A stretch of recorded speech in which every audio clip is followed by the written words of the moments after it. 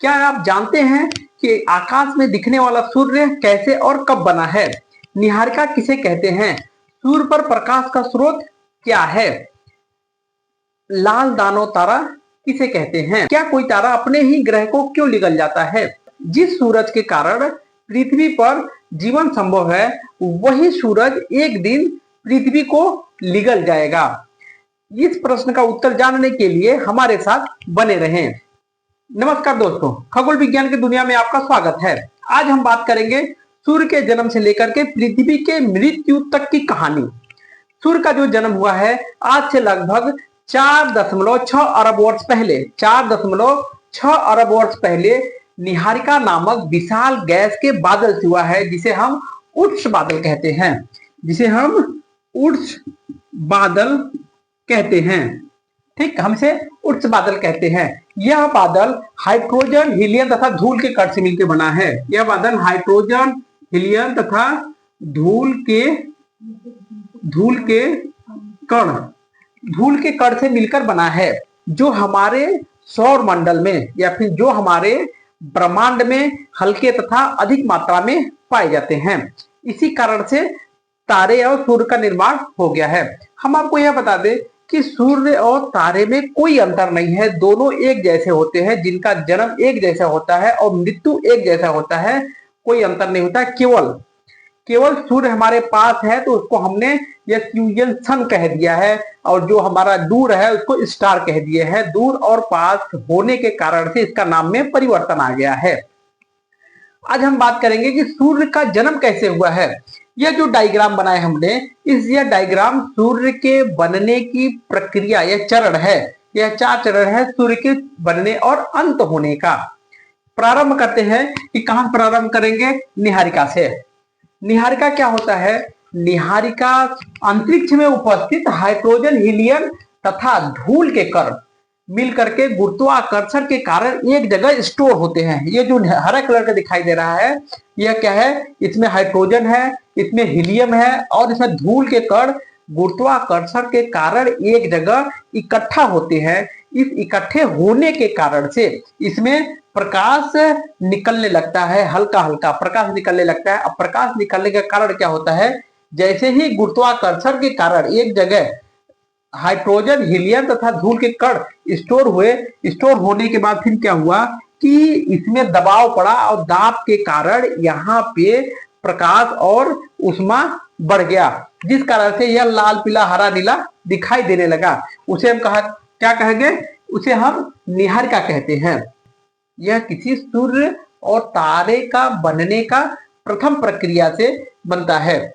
अब इसको अगर वैज्ञानिकों द्वारा अंतरिक्ष में टेलीस्कोप के द्वारा कई निहारिकाओं को देखा गया, जैसे कि ओरियन निहारिका और hearts head Niharika. Hearts head का मतलब क्या होता है? हार्ट्स मतलब घोड़े के सिर के आकार का जो निहारिका दिखा वैज्ञानिकों को, उसे हार्ट्स हेड कहा गया। कई सालों के बीतने के बाद फिर क्या होता है? इसी निहारिका के अंदर गुरुत्वाकर्षण दबाव के कारण इसमें जो हाइड्रोजन गैस है, हीलियम गैस है, कहां? अंदर की तरफ जाने लगे। दबाव के कारण इसमें जो हाइड्रोजन गैस, हीलियम गैस अंदर की तरफ जाने लगे और दबाव और हो गया, तो यह इसमें का तापमान बढ़ गया। जिसको हम कहने लगे प्रोटोस्टार क्या होता है? यह एक अविकसित तारा होता है। यह कोई तारा पूर्ण तरह से विकास नहीं होता है, क्योंकि इसके अंदर नाभिकीय संलयन की क्रिया नहीं होती है, जिस कारण से इसे हम स्टार नहीं कहते हैं। वैज्ञानिकों के द्वारा कैच किया गया पिक, जिसको बोलते हैं टिटारी प्रोटोस्टार अंतरिक्ष में उपस्थित है। दूसरा नंबर पे क्या आता है? V1647 वैज्ञानिकों को दिखाई दिया। ठीक, अब यह क्या हो गया कि जो सौर मंडल में जो अंतरिक्ष में पहला स्थान पे निहारिका आया, दूसरा स्थान पे प्रोटोस्टार आया। यह सूर्य को या किसी तारे के बनने का दूसरा चरण है।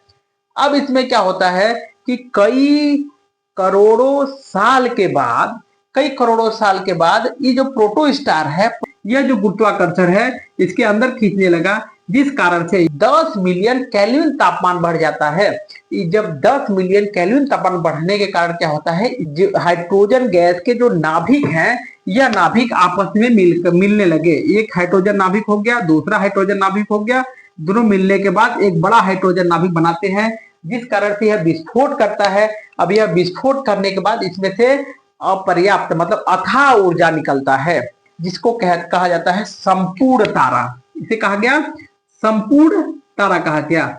इस संपूर्ण तारा में क्या होता है कि जो सूर्य पर प्रकाश का जो स्रोत है पृथ्वी वासियों के लिए, उस सूर्य पर हाइड्रोजन गैस क्या करता है, नाभिकीय संलयन की क्रिया के कारण से वहां पे अथाह ऊर्जा निकलता है और आगे की लपटें निकलती हैं। वही आगे की लपटें हमारे पास आती हैं और पृथ्वी पर जीवन का सबसे बड़ा स्रोत माना जाता है।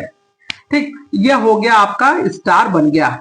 अब या फिर सूरज हो या फिर अंतरिक्ष में ऊपर देखने पर जितने भी तारे आपको दिखाई दे रहे हैं, सभी तारे इसी क्रिया के कारण बने हैं।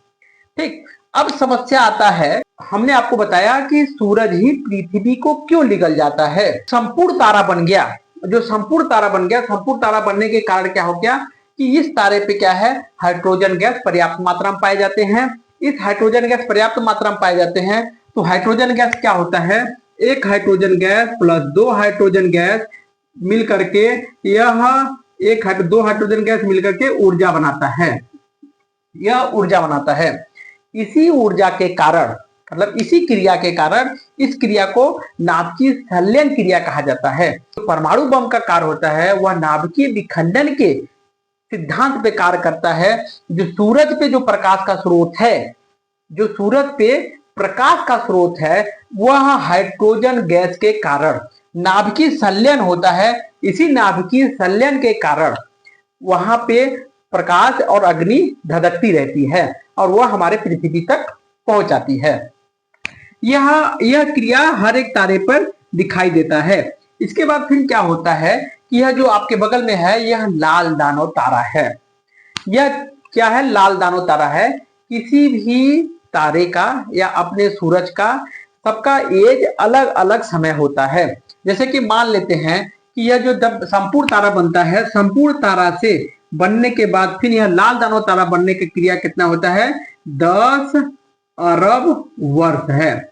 सभी तारों का एज अलग अलग होता है। किसी तारों का एज 5 अरब वर्ष होता है, किसी तारों का एज 15 अरब वर्ष होता है। लेकिन हमारे जो सूरज का एज है वह 10 अरब वर्ष है। लेकिन हम आपको बता दें कि अभी तक लगभग 4.6 अरब वर्ष हमारा सूरज अपना जो आयु है व्यतीत कर चुका है। अब इसके बाद फिर क्या हुआ कि 5.4 अरब वर्ष इसका एज अभी तक बचा है। मतलब क्या है, हमारा जो सूरज है वह एक युवा तारा कह सकते हैं, इसको एक युवा तारा है। ठीक, अब यह 10 अरब वर्ष जब यह व्यतीत कर लेता है तो यह लाल दानव तारा बन जाता है। यह लाल दानव तारा क्यों बन जाता है, हम आपको यह बता दें कि सूरज के अंदर जो उपस्थित हाइड्रोजन गैस है वह समाप्त हो जाता है। तो जब जो हाइड्रोजन गैस जब समाप्त हो जाता है तो नाभिकीय संलयन की क्रिया भी समाप्त हो जाती है। जब नाभिकीय संलयन की क्रिया समाप्त हो जाती है तो यहाँ पे उपस्थित जो आग है वो भी समाप्त होने लगता है धीरे धीरे। जैसे कि हम आपको बता दें कि एक चूल्हा में इसमें हम अगर लकड़ी डाल के जलाते हैं तो यह चूल्हा क्या करता है, ऊपर से आग की लपटें निकलता रहता है, हमेशा निकलता रहता है। जब तक निकलेगा जब तक यह लकड़ी क्या है, एक ईंधन के रूप में कार्य करता है। यह लकड़ी जब तक इसके अंदर जलता रहेगा तब तक आग की लपटें निकलती रहेगी। लेकिन जैसे ही पूरा लकड़ी खत्म हो जाता है तो आग की लपटें बंद हो जाती हैं। लेकिन उस चूल्हे के अंदर आप जब देखते हैं तो लाल कलर का आपको दिखाई देता है, आपको उष्मा महसूस होता है उस चूल्हे के अंदर, लेकिन लपटें नहीं निकलती हैं क्योंकि इस चूल्हे के अंदर जो मेन ईंधन है वही ईंधन क्या है, धीरे धीरे समाप्त हो गया है। इसी की भांति क्या होता है, सूरज पे जो मेन ईंधन होता है वह हाइड्रोजन गैस का ईंधन होता है। अब हाइड्रोजन गैस के कारण नाभिकीय संलयन होता है, नाभिकीय संलयन के कारण से ही वह सूरज पे लपटें निकलती रहती हैं। यही जो हाइड्रोजन गैस है, यही हाइड्रोजन गैस समाप्त हो गया, जैसे कि चूल्हा में लकड़ी समाप्त हो गया, उसी प्रकार क्या है सूरज में हाइड्रोजन समाप्त हो गया या फिर सूरज में ईंधन समाप्त हो गया, जिस कारण से क्या है यह लाल कलर का दिखाई देने लगता है। यह क्या है, यह लाल कलर का दिखाई देने लगता है, लाल रंग का दिखाई देने लगता है। अब हाइड्रोजन समाप्त होने के बाद फिर क्या करता है, इसका जो आकार है, सूरज का जो आकार है, यह अपने आकार के लगभग 100 से 1000 गुना आकार बढ़ जाएगा। कब बढ़ेगा? लगभग आज से 5.4 अरब वर्ष के बाद लाल दानव तारा के रूप में परिवर्तन होगा। अपने ही आकार लगभग 100 से 1000 गुना के एरिया में बढ़ जाएगा। बढ़ने के बाद फिर क्या होता है कि यह जो यहाँ पे एक शुक्र ग्रह है या बुध ग्रह है, यह बुध और शुक्र के कक्षा तक बढ़ के विस्तार कर लेगा अपना सूरज। कब? आज से 5.4 अरब वर्ष के बाद यह घटना घटेगी। ठीक, लेकिन हमने वीडियो के शुरू में ही बताया था, कि एक दिन हमारा सूरज अपने पृथ्वी को ही निगल जाएगी, जिस कारण सूरज के कारण ही पृथ्वी पर जीवन संभव हो पाया है, वही सूरज अपने पृथ्वी को निगल जाएगी। यह वैज्ञानिकों को कैसे आशा हुआ? हम आपको यह बता दें कि आपके जीवन में कभी न कभी आपके आसपास कोई बुजुर्ग व्यक्ति की मृत्यु जरूर हुई होगी, या तो फिर न 2, 4, 10 साल के बाद किसी न किसी मृत्यु होती रहती है। आप अपने जीवन में कई हजारों लोगों को मरते हुए देखेंगे।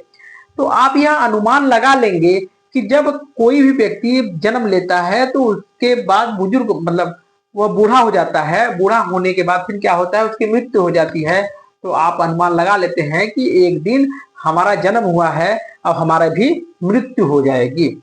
और एक चीज हम और आपको बता दें कि ब्रह्मांड में जिस वस्तु, जिस प्राणी का जन्म हुआ है, उसका मौत निश्चित है। या तो पृथ्वी है या तो सूरज है, या कोई भी वस्तु है उसका मौत अंत निश्चित है।